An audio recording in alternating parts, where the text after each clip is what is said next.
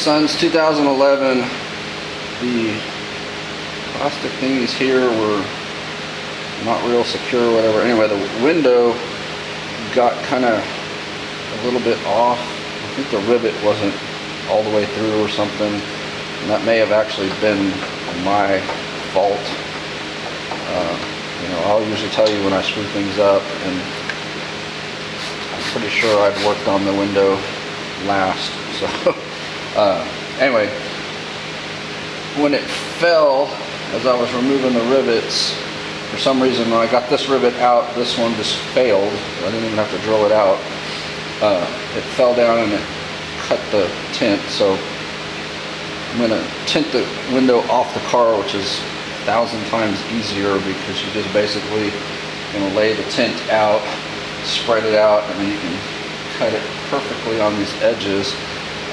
And then I got some 6-inch limo black basically to go across the top, so it'll be nice and straight and perfect when it's done. This is the only tint I've ever seen that's done this, so I don't know if this is normal and I've been lucky in the past or what, but this one, the film came off, but you see the adhesive remained. The same thing happened on the back window, and you can still see the 20 that they wrote on the outside of the glass when they were auctioning it. So just that short time that it sat at the auction lot, it made a dark 20 in this tint adhesive. Anyway, I'm going to try a combination of razor blading, heat, and like this is Dawn and water to scrape this adhesive off. Thankfully, since this is just plain glass, I can scrape away with the razor blade, whereas with the back window, I took off quite a bit of the defroster grid. Now, the defroster still works, thank God, but it's unfortunately one of those things where they don't really have it set up to be able to take the tint off when it leaves this residue, and you have a defroster grid in the middle of it that you scrape, Anyway, so that's how I'm going to do this. Not worth watching on film, very boring. Obviously you can do this on the car. A lot of people do tint with the window already installed in the car. This is easier to demonstrate the process, and obviously you're going to get a better result off of the car if you ever have a chance to do your windows when they're off the car. So basically the process is pretty simple. We're going to unroll the tint, get a very rough size and cut, and then I'm going to have to be careful because this is distilled water and soap, Sunlight dish soap. That's all I have. I have more distilled water. I don't have any more Sunlight. So basically we're going to spray it down, get it nice and wet, and then start peeling the coating off of the tint and spraying it. Basically you want a very wet, soapy surface so that you can position it, and then you'll squeegee with one of these tools basically to get the water and air bubbles out, and when you do that it will start to stick down. And then the final step will be razor blading around the edge to get that perfect fit. I'm probably going to purposely cut it a little bit lower than where that line was, so it'll actually, the tint will be inside the, basically if that guard is there, I want it below that, that way it's not bumping that every time the window rolls down, and slowly peeling it back. This has been cleaned with Windex with ammonia as well as isopropyl alcohol. Anything you see is on the other side. I'm not really worried about that. This side is very clean. You see I have to turn the fan off. You don't want anything blowing on this, just like when you're putting a screen protector on your phone, any dust is going to show up. Now, one thing I always do is I will take a piece of painter's tape, stick it on both sides of this, and then it'll peel this apart, and that way you can see which side is the tint and which side is the clear, because obviously in this case the clear liner you want down on the glass so that as you're peeling it back the glue will stick. For this rough cut, Doesn't really matter which side I have up, because obviously just cutting this way, if I have it upside down, it doesn't matter. But when I'm putting it on, obviously, and when I do some more finer cuts, I'm going to want to make sure I have it right so that it fits perfectly. One on each side, and then usually the first time, sometimes it takes 2 or 3 times, it'll separate the tint from the backing.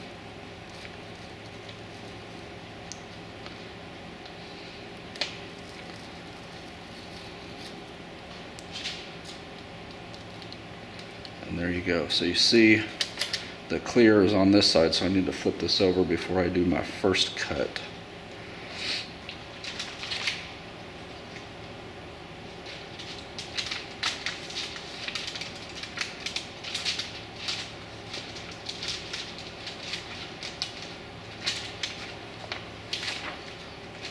Sometimes this will totally cooperate with you, and other times it'll do what it's doing.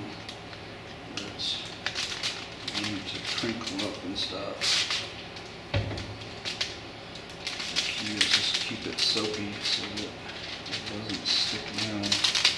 Once you get an edge going, then you're usually good to go.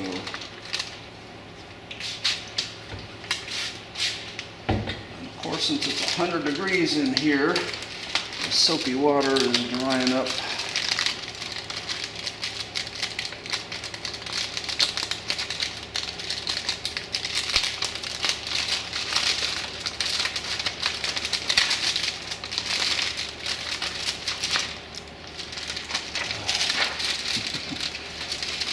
Do it this way, I guess.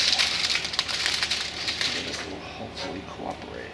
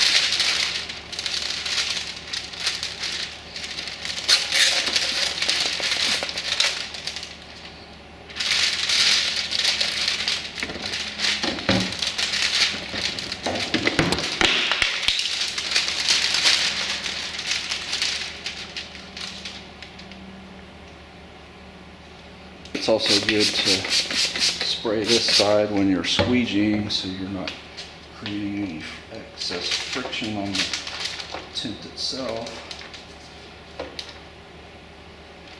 And then this is where it's just an art of basically spreading it out and getting it as smooth as you can get.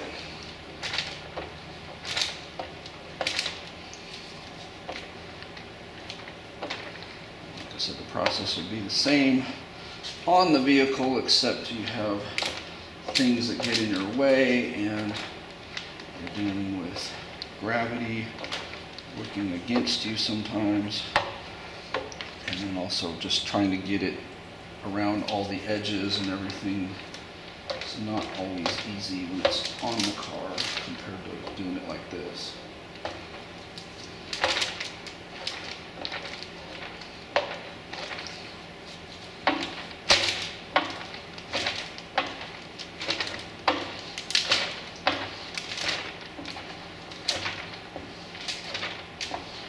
The other thing you can do if you thought you need to is before you put this down, you can heat it up with the heat gun and try to get it to basically shape to the glass a little bit better. As you see, you get these little air creases that shoot down there.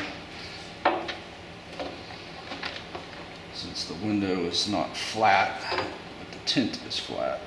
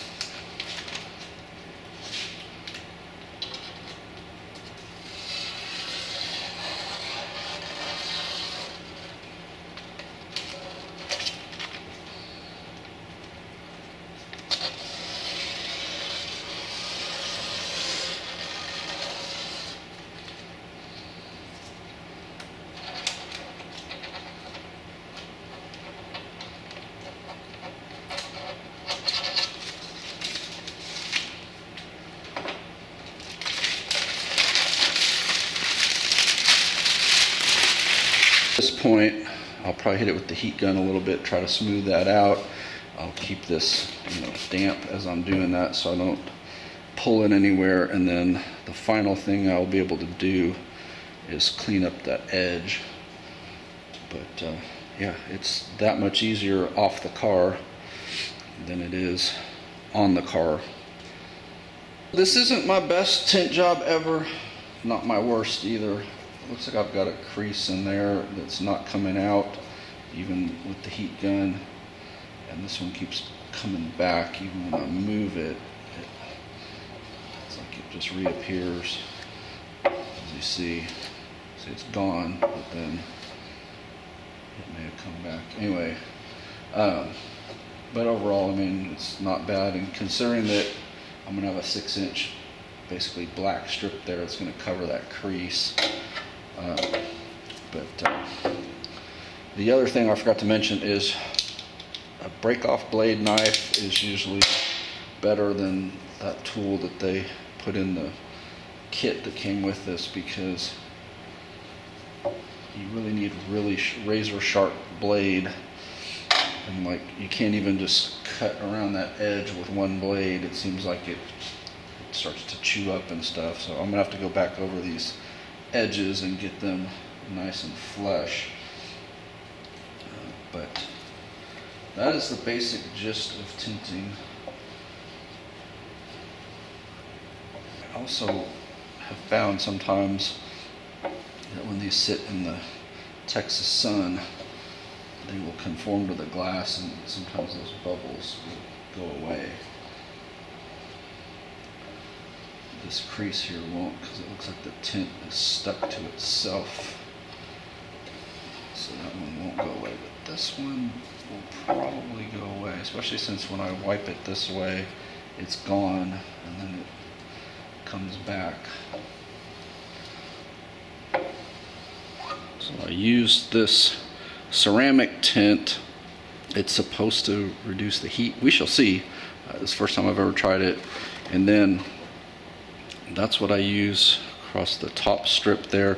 I like to do basically a top strip on here because I don't know if it's just a Texas thing or if it happens all over the place, but there's about an hour in the morning and an hour in the evening where the sun just comes straight at you, and it seems like every road it's always blinding from the side, whereas this keeps that from happening. So that's why I like to do that. This is probably quasi-legal.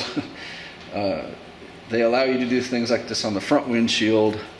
If I ever got stopped, I would just explain to the officer that it's actually safer to have that where I can see than to be blinded by the sun. But I've not had any issues doing the tint like that. Obviously, if you did the 5% the whole way down, most states that's going to be illegal.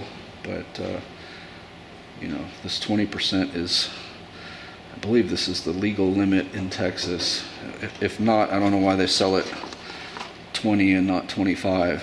But anyway, that's my story, and I'm sticking to it.